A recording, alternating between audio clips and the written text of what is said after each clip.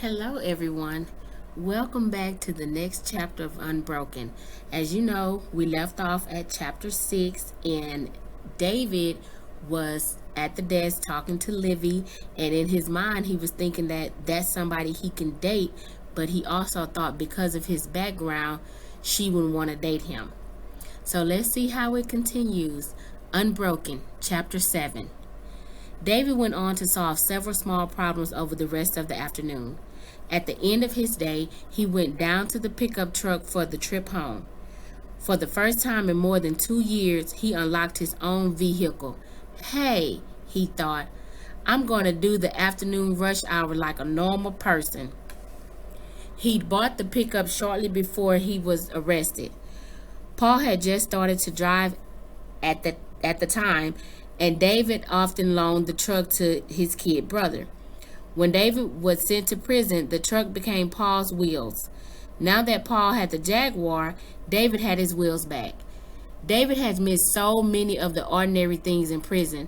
Stopping by a fast food place to grab something he was suddenly hungry for, buying a new pair of jeans at the big box store, just taking off for the beach when he felt like cooling off. Perhaps most of all, he missed sticking his key into the ignition and driving. That was something he missed every day. And now, as David merged into the flow of traffic, he felt exhilarated. He was just another young dude coming home from work. David was pulling into the apartment parking lot when his phone rang. He parked and grabbed his cell. Yeah? David, Emilio Ibarra said. The council meeting just ended. We passed the 1 cent sale tax increase. Thank God. We won't have to lay off any more cops. That's great, Mr. Ibarra, David responded. I guess we'll get some calls tomorrow. You can bet on it, the councilman replied. Listen, David, I tried to get you before you left today, so I'll tell you now. This won't wait until tomorrow. David froze in apprehension. Things were going too well. Something bad had to happen. Maybe somebody found out about his past. Maybe someone important resented his being on Mr. Ibarra's staff. David broke out in a cold sweat. Yeah, he said. What's up? David, Mr. Ibarra answered. I am hearing so many good things about you. There's one guy I could have sworn he was the devil. He's been a thorn in my side since I got this job. He texted me earlier today. He said a young guy in my office, David something, finally treated him like a human being. He said you didn't even laugh at him. You know the one I mean, David. He'd been abducted by aliens who planted a radio receiver in his brain. Oh yeah, David recalled. He smiled, relieved that he wasn't in trouble. The guy with the aluminum foil turban. How could I forget him? He's so lonely. All he does is watch those shows about aliens. But he's not a bad dude. He actually gave me $10 for the Senate Scholarship Fund. Thanks for telling me, Mr. Ibarra. Thank you, Mr. Ibarra responded, for being much more than I thought when I hired you, David. The councilman had to end the call then. As David put the phone in his pocket, he said softly, No, sir. Thank you. As David walked to the apartment, he thought about the elderly man who said he was abducted. He remembered the desperate look in the man's eyes. The old man had mental problems, but he was harmless. All David did for him was to treat him with respect. In the end, it was all the man wanted. David told the man that the aliens probably meant no harm, but if anything really bad happened, he should call David's direct line at the office. David would talk to him again. On his way to Cesar Chavez High the next morning, Ernesto Sandoval was thinking about Grandparents' Day. He had to get the community on this project started. He was delighted that so many kids were getting involved. They'd prepare a nice breakfast. Then they'd put on a fashion show and music review. It would feature the songs their grandparents would remember from years ago. Finally, of course, they'd be the cleanup. As Ernesto walked from the parking lot, he noticed Clay Aguirre walking toward him. Ernesto sighed inwardly. This can't be good, he thought. So early in the morning and already a problem. Hey, Sandoval, Clay cried. You know that stupid kid's picture you passed out at the senior meeting? Yes, Ernesto sighed. I'm sorry if it bothered you, Clay. Rod Garcia already made it clear that it bothered some people. He didn't want to take time from the senior class business to find a lost kid. Actually, Clay cut him off. On the back of the picture, there's somebody's cell number. A dude named David. I don't know this jerk, and I don't want to get mixed up with him. The thing is, I might have seen the kid. Ernesto looked at Clay with shock. Oh man, really? Where? Don't get all excited, Clay demanded, and don't tell anybody I came to you about this. I don't want them thinking. His voice trailed. Anyway, I was over on Polk this morning, down by the old empty warehouses. I needed to pick up some salmon for my parents. There's a fish market down there. Ernesto's look probably was saying, come on, man, get to the point. Anyway, Clay went on. I seen this kid going through a dumpster. It was right next to a little Asian market. I guess the market tosses leftover food. The kid was in the dumpster looking for food, I guess. I can't swear it was him, but it looked like the kid on the picture. Oh man, thanks, Clay, Ernesto exclaimed. I know you don't like me, but you were man enough to put that aside for the sake of the kid. I give you props for that, dude. Ah, skip the mud, Sandoval, Clay replied sourly. Probably isn't even the kid you're looking for. Clay turned and hurried away, as if he were embarrassed by his own act of decency. Ernesto got on his cell phone and called David Morales. He told him what Clay had said. We're not sure, of course, but thanks, Ernie, David said. He jumped up from his desk and went into Mr. Ibarra's office. Mr. Ibarra, do you remember that lady, Mrs. Padilla? Mr. Ibarra clasped his head. Don't tell me she's here again, he groaned. No, listen, David responded excitedly. Some friends of mine passed her kid's picture around, and they maybe got a lead. He may be hiding in an old warehouse on Polk. The guy saw him climbing in a dumpster and looking for food. Mr. Ibarra's face dissolved in horror. Ay, Dios mío. Mr. Ibarra, I know this is asking a lot, David inquired, but could I have a little time off to go down there and see if it's Bobby? Who knows what could happen to a little guy like that? Of course. Yes, Mr. Ibarra agreed. The day is thankfully quiet. Jeff and I can handle the office. He rose and led the way to Livy's desk. To her, the councilman said, David thinks they may have spotted Mrs. Padilla's lost boy. I think it would be good if you went with David. The boy must be terrified, and if he sees a girl... Yes, certainly, Livy Majors replied, grabbing her sweater against the chill wind outside. They went to David's pickup. As the truck pulled out of the lot, Livy posed a question. What's the story about the boy? I never dealt with his mother. He had a fight with his mother, David explained, and she threatened to send him to his father. The parents are divorced, and the boy's frightened of his father. Bobby Padilla's been away from home for a week, and he's only 14 years old. His mother's devastated. She said the boy is all she has in the world. She says she wouldn't want to live if, something happened to him. Poor woman, Livy gasped. But why did she keep coming to Mr. Ibarra's office for help? Why didn't she call the police? She did call the police, David answered. But there are just too many runaways. The police do their best, but I guess there's thousands of such kids. If the police think the kid's been kidnapped, then they go all out. But anyway, she said, she voted for Mr. Ibarra and she thought he might be able to help. Then I got into it. Oh, David, Livy commented. You really put your heart into your job. You're such a good heart. She reached over and patted David's knee. You must have wonderful parents to have raised such a compassionate person. David didn't say anything as they turned into the freeway ramp. But the moment the girl had touched his knee, he trembled inside. He realized again that he had feelings for a girl. We seem about the same age, David, Livy remarked.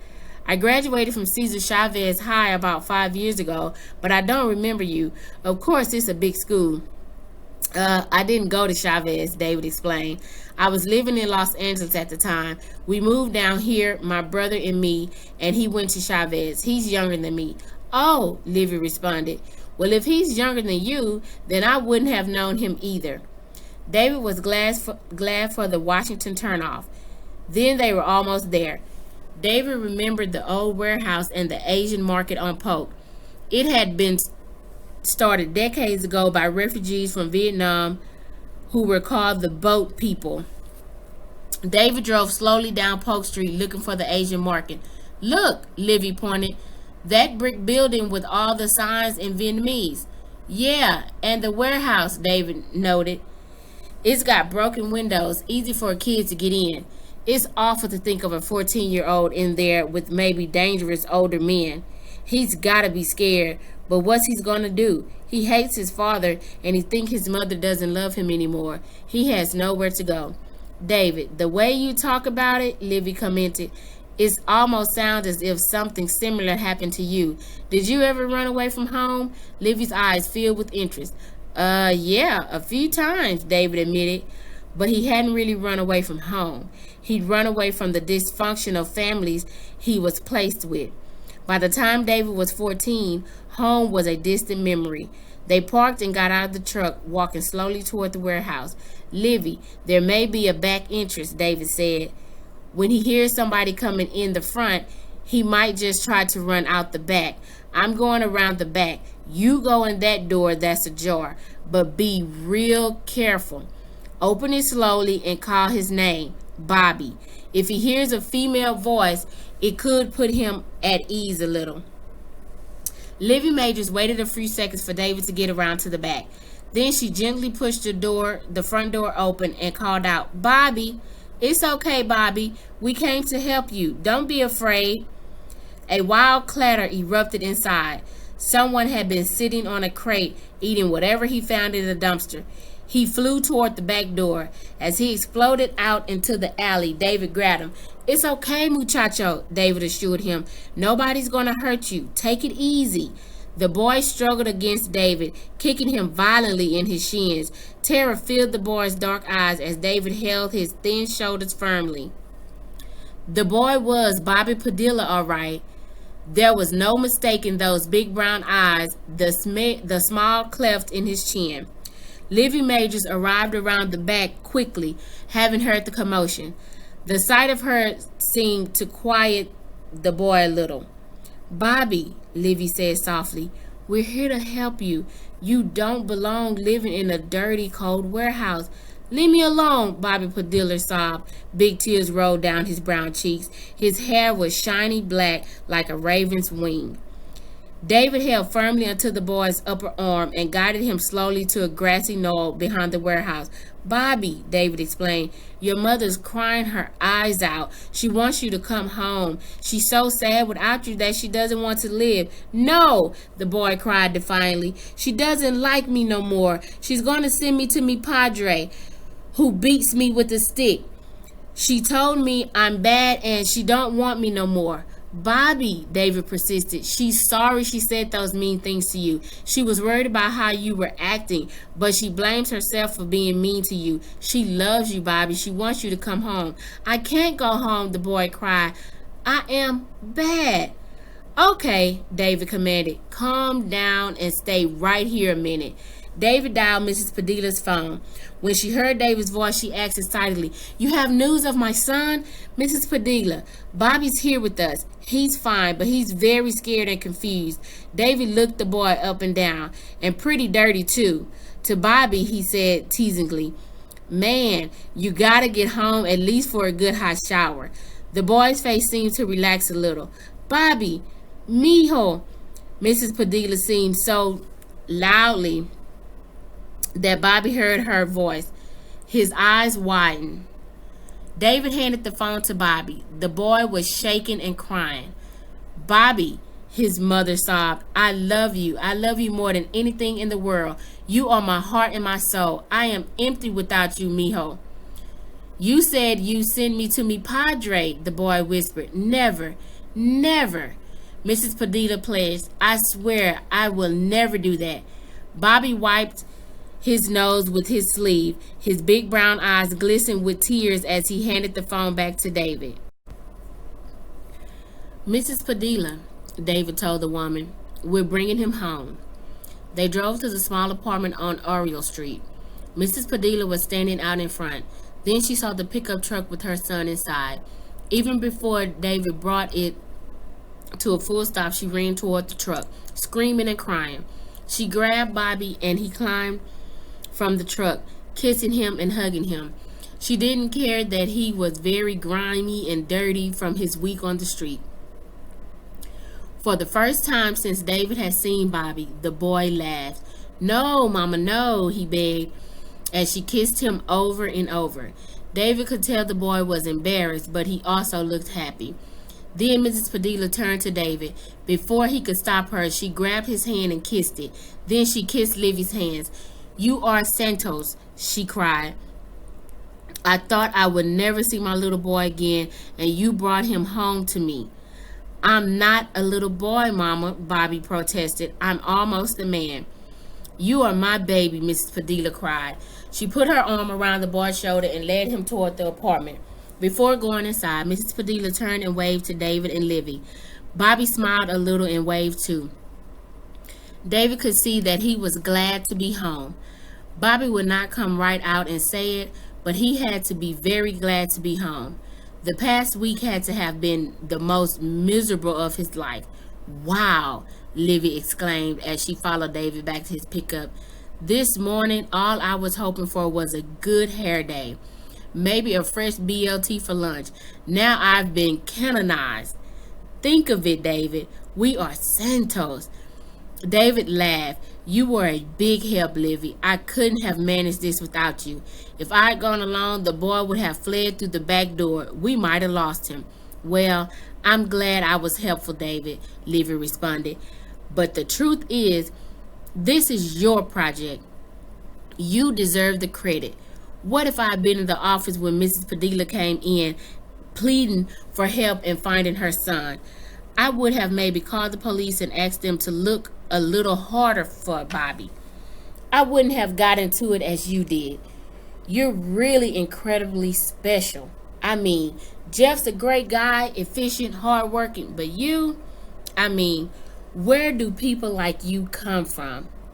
David wasn't going to answer that question. He held the door for Livy to get in the pickup. When they got back to the office, the first person they saw was Jeff Cardillo.